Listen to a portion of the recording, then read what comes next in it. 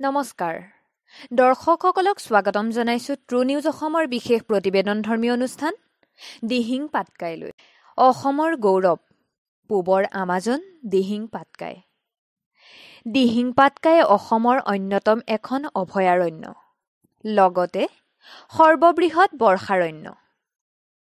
প্ৰতি বছৰে এই বৰ্ষাৰণ্যত গড়ে 4000 মিলিমিটাৰ বৰষুণ হয়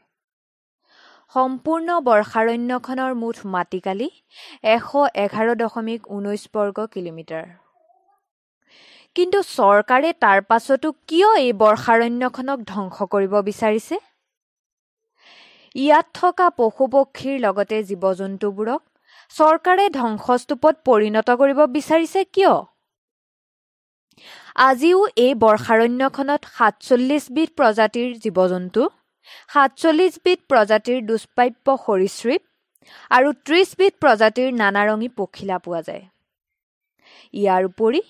293 বিধ প্ৰজাতিৰ বিবিধ চৰাইৰ বাসস্থান এই দিহিং পাটকাই আমাৰ বাবে প্ৰতি মুহূৰ্ততে বিশুদ্ধ অক্সিজেনৰ কাৰখানা স্বৰূপ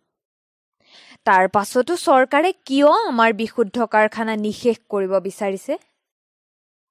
আমি ইমানেই সলনি হৈ গলোনে সুন্দৰ প্ৰকৃতিক ধ্বংস কৰাৰ লগতে